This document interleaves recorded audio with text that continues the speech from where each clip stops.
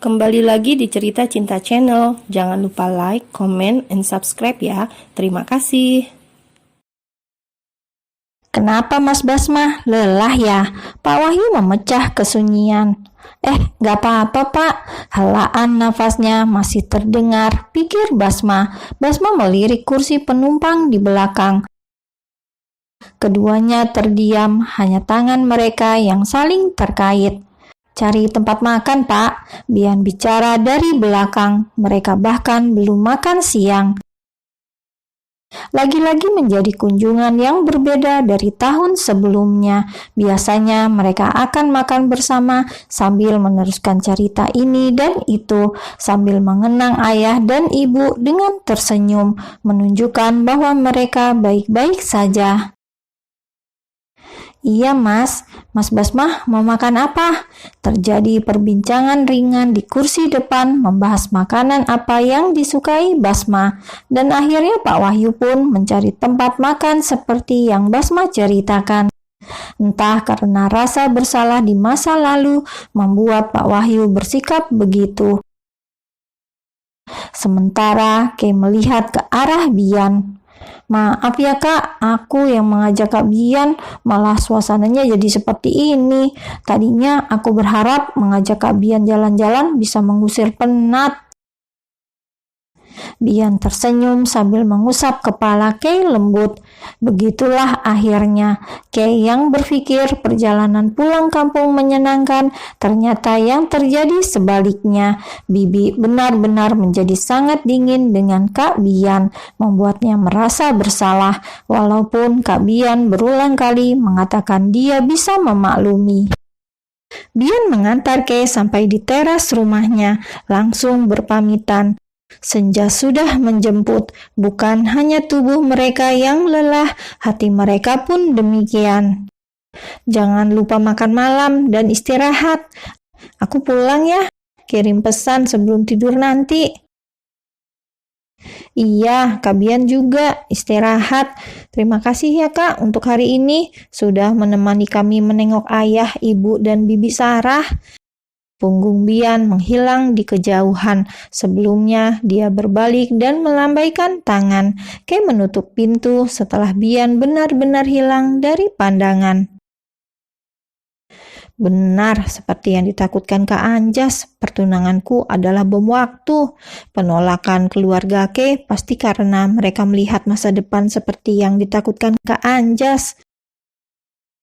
Gerbang Grandland sudah ada di depan mata. Mobil melewatinya, masuk area rumah-rumah mewah. Mas, saya keluar sebentar ya. Memasuki halaman rumah, Pak Wahyu segera membuka pintu. Mau kemana? Belanja untuk makan malam dan besok, Mas. Istirahatlah, nanti pesan makanan saja. Pak Wahyu pasti lelah. Gak apa-apa Mas Bian mandi dulu baru istirahat. Karena tujuan utama Pak Wahyu bukanlah hanya belanja kebutuhan memasak. Wajah Yuna memucat, tangannya mulai terasa dingin. Dia duduk sambil mencengkram sofa. Ketakutan mulai memenuhi pandangannya. Suaminya duduk menahan amarah di depannya. Dia ingin kabur dari situasi ini. Dia mau menghubungi Bian sekarang untuk memintanya datang, mencari perlindungan. Bian adalah satu-satunya tameng hidup yang bisa mengalahkan suaminya dalam situasi apapun. Kemarahan Adi Guna tidak seperti biasanya. Kalau Bian tahu, apa dia masih berpikir kau ibu yang baik? Yuna semakin gemetar di kursinya. Suaminya berhasil menebak apa yang sedang dia pikirkan sekarang. Aku tidak akan menjawab, aku tidak melakukan apa-apa pada wanita itu. Didorong rasa bersalah dan takut, keputusasaannya semakin menjadi, hingga ia hanya bisa meninggikan suaranya. Ini semua karenamu, kalau saja kau tidak menikahi wanita itu di belakangku, semua ini tidak akan terjadi. Aku tidak boleh sampai mengaku, tidak boleh. Ayah Anjas menyentuh bahu Adi Guna, melihat tangan laki-laki itu sudah terkepal marah. Benar, aku yang salah, ujar Adiguna lemah. Seharusnya kau lampiaskan amarahmu itu padaku, bukan pada Jessie. Mata laki-laki itu terpejam, bukan hanya untuk menahan amarah, namun mengingat tawa wanita yang dia cintai. Wajah yang kian hari makin terlihat jelas setelah ia tahu kalau wanita yang ia cintai meninggalkan putra untuknya. Karena dia sudah merusak rumah tangga wanita lain, itu hukuman baginya. Mendengar nama Jessie keluar dari mulut suaminya, kebencian di dada Yuna meluap. Dia kalah dari semua hal, bahkan hanya dengan satu panggilan manis Adiguna pada wanita itu sudah meledakkan kemarahan dan kebencian di hatinya. Berapa kali aku harus mengatakannya kalau aku yang mencintainya? Lagi pula kita tahu rumah tangga kita dari awal memang tidak pernah baik-baik saja. Suara Adiguna terlihat jelas. Aku yang mencintainya. Yuna meraih bantal kursi, lalu melemparkannya ke wajah suaminya. Adiguna menepisnya dengan tangan terangkat. Benda itu terjatuh di dekat kaki. Kalau begitu, ini dosa-dosamu juga. Hentikan, suaranya menjadi dingin. Adiguna mulai jengah dengan sikap Yuna. Dia tahu wanita di hadapannya sedang menahan gemetar ketakutan karena berusaha menutupi sesuatu. Sekarang jelaskan padaku apa yang sebenarnya kau lakukan pada Jessie. Aku tidak melakukan apapun, berteriak. Aku tidak melakukan apapun. Berteriak lagi sambil menutupi wajahnya. Ada bau darah yang selalu tercium saat ia harus mengingat kenangan dengan Jessica. Aku hanya mengancamnya supaya dia menjauhimu, itu saja. Kau juga sudah tahu kan, aku yang mengusirnya dari apartemen. Hanya itu yang aku lakukan. Dia tertunduk dengan tangan gemetar. Aku tidak melakukan apapun. Suara langkah terdengar, ketiganya menoleh. Pak Wahyu menghentikan langkah, membaca situasi yang sedang terjadi.